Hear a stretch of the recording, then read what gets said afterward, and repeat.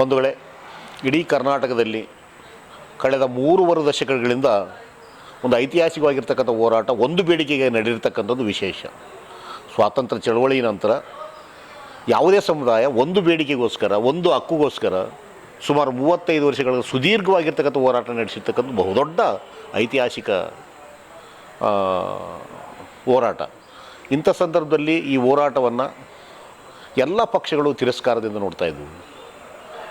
ಒಂದು ಪಕ್ಷ ಕೂಡ ಇದಕ್ಕೆ ಬೆಂಬಲವಾಗಿ ನಿಂತಿರಲಿಲ್ಲ. ಎಲ್ಲ ಪಕ್ಷಗಳು ಒಳ ಮೀಸಲಾತಿಯನ್ನು ತಿರಸ್ಕಾರ ಮಾಡ್ತಕ್ಕಂಥದ್ದು, ಅದು ನ್ಯಾಯಾಂಗ ದೃಷ್ಟಿಯಲ್ಲಿ ಕೂಡ ಅದು ತಿರಸ್ಕಾರ ಅನ್ನೋ ಮನೋಭಾವ ಇತ್ತು. ಆದರೆ ಬೀದಿ ಹೋರಾಟದ ಮೂಲಕ ಕಾಂಗ್ರೆಸ್ಸು, BJP, JDSನಲ್ಲಿರ್ತಕ್ಕಂಥ ಪ್ರಾಮಾಣಿಕ ಕಾರ್ಯಕರ್ತರು ಎಲ್ಲ ಪಕ್ಷಗಳ ಹಿತಾಸಕ್ತಿಯನ್ನು ಬದಿಗೊತ್ತಿ ಒಂದು ಬೀದಿ ಹೋರಾಟವನ್ನು ಕಟ್ಟಿರೋದ್ರಿಂದ ಈ ರಾಜ್ಯದಾದ್ಯಂತ ಹಲವಾರು ರೀತಿಯ ಕಾಲ್ನಡಿಗೆಗಳಾಗಿದೆ, ಹಲವಾರು ರೀತಿಯ ಪ್ರತಿಭಟನೆಗಳಾಗಿದೆ, ಹಲವಾರು ರೀತಿಯ ಹೋರಾಟಗಳಾಗಿದೆ, ಹಲವಾರು ರೀತಿಯ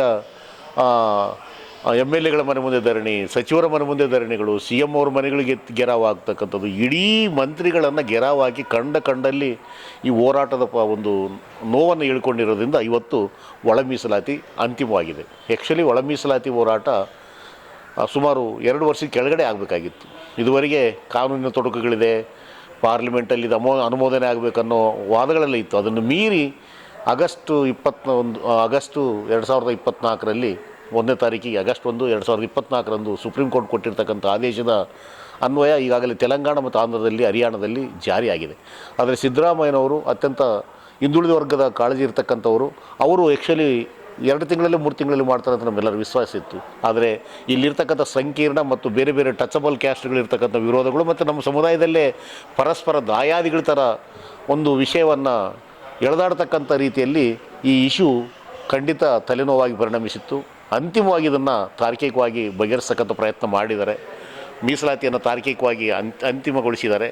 ಅದಕ್ಕೆ ನಾವು ಥ್ಯಾಂಕ್ಸ್ ಹೇಳ್ತಾ ಇದ್ದೀವಿ. ಅದ್ರ ಜೊತೆಗೇ ಈ ಪಕ್ಷಾತೀತವಾಗಿ ಐತಿಹಾಸಿಕವಾಗಿ 3 ದಶಕಗಳಿಂದ ನಡೆದಿರ್ತಕ್ಕಂಥ ಈ ಹೋರಾಟ, ಒಂದು ತಲೆಮಾರು ನಡೆಸಿರ್ತಕ್ಕಂಥ ಈ ಹೋರಾಟಕ್ಕೆ ಈಗಲಾದರೂ ಒಂದು ಸಂಕಲ್ಪವನ್ನು ಮಾಡ್ತಕ್ಕಂಥದ್ದು ಸಿದ್ದರಾಮಯ್ಯನವ್ರ ಮೇಲಿದೆ. ಯಾಕಂದರೆ ಕೇವಲ ಒಂದು ವರದಿಯನ್ನು ಜಾರಿ ಮಾಡೋದಷ್ಟೇ ಇಂಪಾರ್ಟೆಂಟ್ ಆಗಲ್ಲ. ಈ ವರದಿಯನ್ನು ಜಾರಿ ಮಾಡೋದ್ರ ಮೂಲಕ ಪ್ರಾಮಾಣಿಕವಾಗಿ ಜನಸಾಮಾನ್ಯರಿಗೆ ಮುಟ್ಟತಕ್ಕಂಥ ಮತ್ತು ಯಾವುದೇ ರೀತಿಯಲ್ಲಿ ತೊಂದರೆ ಆಗಲಾರ್ದಕ್ಕಂಥ ಇದುವರೆಗೆ ನಡೆದಿರ್ತಕ್ಕಂಥ ವಿದ್ಯೆ ಉದ್ಯೋಗದ ನಷ್ಟ ಇದೆ. 75-80 ವರ್ಷಗಳ ವಿದ್ಯೆ ಉದ್ಯೋಗದ ನಷ್ಟ ಇದೆಯಲ್ಲ, ಅದು ಮತ್ತೊಂದು ಸಾರಿ ಮರುಕಳಿಸಲಾರದಂತೆ ಕಟ್ಟೆಚ್ಚರ ವಹಿಸ್ತಕ್ಕಂಥ ಬಹುದೊಡ್ಡ ಜವಾಬ್ದಾರಿ ಇದೆ. ಆ ಹಿನ್ನೆಲೆಯಲ್ಲಿ ರೋಸ್ಟರ್ ಪಾಯಿಂಟನ್ನು ನಿಗದಿ ಮಾಡಿರ್ತಕ್ಕಂಥದ್ದು ನಮಗಿನ್ನೂ ಒಂದಷ್ಟು ಮಟ್ಟಿಗೆ ಅಸ್ಪಷ್ಟ ಮಾಹಿತಿ ಇದೆ. ಆ ರೋಸ್ಟರ್ ಪಾಯಿಂಟ್ಸ್ ಬಂದ ನಂತರ ನಾವು CM ಅವ್ರ ಜೊತೆ ಮಾತಾಡಿ ಇನ್ನು ಏನು ಮಾಡಬೇಕಾಗಿದೆ ಅನ್ನೋದನ್ನು ತಿಳಿಸ್ತಕ್ಕಂಥ ಪ್ರಯತ್ನ ಮಾಡ್ತಾಯಿದ್ದೀವಿ. ಈ ಐತಿಹಾಸಿಕ ಹೋರಾಟ ಒಂದು ಪಕ್ಷಕ್ಕೆ ಸೀಮಿತವಾಗಿರ್ತಕ್ಕಂಥದ್ದಲ್ಲ, ಇದು ಚಾರಿತ್ರಿಕವಾಗಿ ಎಲ್ಲ ಸಮುದಾಯಗಳನ್ನು, ಎಲ್ಲ ಪಕ್ಷಗಳನ್ನು, ಎಲ್ಲ ವಿದ್ವಾಂಸರನ್ನು, ಎಲ್ಲ ಬುದ್ಧಿಜೀವಿಗಳನ್ನು, ಎಲ್ಲ ಥರದ ಸಮಾನ ಮನಸ್ಕರನ್ನು ಕನ್ವಿನ್ಸ್ ಮಾಡಿರ್ತಕ್ಕಂಥ ಹೋರಾಟ ಇದು ಅನ್ನೋದನ್ನು ಮತ್ತೊಂದು ಸಾರಿ ಹೇಳ್ತಾ, ಈಗಲಾದರೂ ಸಿದ್ದರಾಮಯ್ಯನವರು ಮುಂದೆ ಬರ್ತಕ್ಕಂಥ ದಿನಗಳಲ್ಲಿ ಒಳ ಮೀಸಲಾತಿಯ ಒಂದು ಪ್ರಕ್ರಿಯೆಯನ್ನು ಶೀಘ್ರವಾಗಿ ಮಾಡಬೇಕು. ಈಗಾಗಲೇ 56,000 ಹುದ್ದೆಗಳನ್ನು ಒಳ ಮೀಸಲಾತಿ ಇರಲಾರ್ದೇ ಮಾಡ್ತೀವಂತ ತೀರ್ಮಾನ ತಗೊಂಡಿದ್ದರು. ಆ ಒಳ ಮೀಸಲಾತಿಯನ್ನು ಮಾಡಲೇಬೇಕು ಅನ್ನೋ ಒಂದು ದೊಡ್ಡ ವಿಜಯವನ್ನು ಇವತ್ತು ಸಮುದಾಯ ಸಾಧಿಸಿದೆ.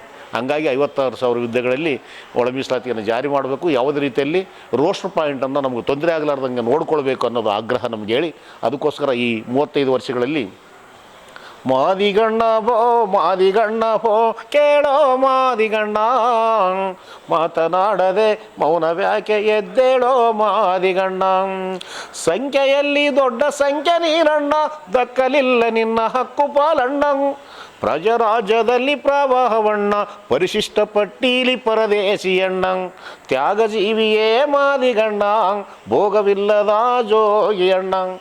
ಈ ಹಾಡು ಕರ್ನಾಟಕದ ಮನೆಗಳಿಗೂ ಮುಟ್ಟಿ ಇಡೀ ಎಲ್ಲ ಪಕ್ಷದ ಧುರೀಣರನ್ನು ಎಚ್ಚರಿಸಿರ್ತಕ್ಕಂಥ ಒಂದು ಬಹುದೊಡ್ಡ ಸಾಂಸ್ಕೃತಿಕವಾಗಿರ್ತಕ್ಕಂಥ ಆಯಾಮ ಆಗಿರೋದ್ರಿಂದ ಈ ಹೋರಾಟ ಮತ್ತೊಂದು ಸಾರಿ ಮರುಕಳಿಸಲಾರ್ದಂಗೆ, ಈ ಪ್ರಶ್ನೆಗಳು ಮತ್ತೊಂದು ಸಾರಿ ಮರುಸೃಷ್ಟಿ ಆಗಲಾರ್ದಂಗೆ ನೋಡ್ಕೊಳ್ತಕ್ಕಂಥ ಜವಾಬ್ದಾರಿ ಕಾಂಗ್ರೆಸ್ ಪಕ್ಷದ ಮೇಲಿದೆ. ಅದೇ ಥರ BJP ಪಕ್ಷ ಈಗೇಗಲೂ 17% ಮಾಡಿತ್ತು, ಈಗಾಗಲೇ ಅದು ತಾತ್ಕಾಲಿಕವಾಗಿ ತಡೆಯಾಗಿದೆ. ಈಗ BJP ಪಕ್ಷ ಪ್ರತಿಪಕ್ಷವಾಗಿ ಕೇವಲ ಬೀದಿಯಲ್ಲಿ ಮಾತಾಡೋದಕ್ಕಿಂತ ಪಾರ್ಲಿಮೆಂಟ್ನಿಂದ ಈ ಒಂದು ಹೆಚ್ಚಳವಾಗಿರ್ತಕ್ಕಂಥ 17% ಮೀಸಲಾತಿಯನ್ನು ಜಾರಿ ಮಾಡ್ತಕ್ಕಂಥ ಒಂದು ಜವಾಬ್ದಾರಿಯನ್ನು ಪರಿಪೂರ್ಣಗೊಳಿಸೋದ್ರ ಮೂಲಕ ಒಳ ಮೀಸಲಾತಿ ಪರವಾಗಿ ನಾನಿದ್ದೀನಿ ಅನ್ನೋದು ಸಾಬೀತು ಮಾಡ್ತಕ್ಕಂಥ ಬಹುದೊಡ್ಡ ಒಂದು ಐತಿಹಾಸಿಕವಾಗಿರ್ತಕ್ಕಂಥ ಒಂದು ಸನ್ನಿವೇಶ ಇದೆ. ಈ ಸನ್ನಿವೇಶವನ್ನು ಕೇವಲ ಕಾಟಾಚಾರಕ್ಕೋಸ್ಕರ ಪತ್ರಿಕೆಗಳಲ್ಲಿ ಮಾತಾಡೋದ್ರ ಮೂಲಕ ತಮ್ಮ ಕಪಟ ನಾಟಕವನ್ನು ಮುಂದುವರಿಸಲಿಕ್ಕೆ ಸಮುದಾಯ ಬಿಡೋಂಗಿಲ್ಲ. BJP ಮತ್ತು ಕಾಂಗ್ರೆಸ್ ಎರಡೂ ಸೇರಿ ಈ ಒಳ ಮೀಸಲಾತಿಗೆ ಆಗಿರ್ತಕ್ಕಂಥ ದ್ರೋಹವನ್ನು ಸರಿಪಡಿಸ್ತಕ್ಕಂಥ ಬಹುದೊಡ್ಡ ಜವಾಬ್ದಾರಿಯನ್ನು ಪೂರೈಸಬೇಕು ಅನ್ನೋದು ಈ ಸಂದರ್ಭದಲ್ಲಿ ನಾನು ಆಗ್ರಹಿಸ್ತಾ ಇದ್ದೀನಿ.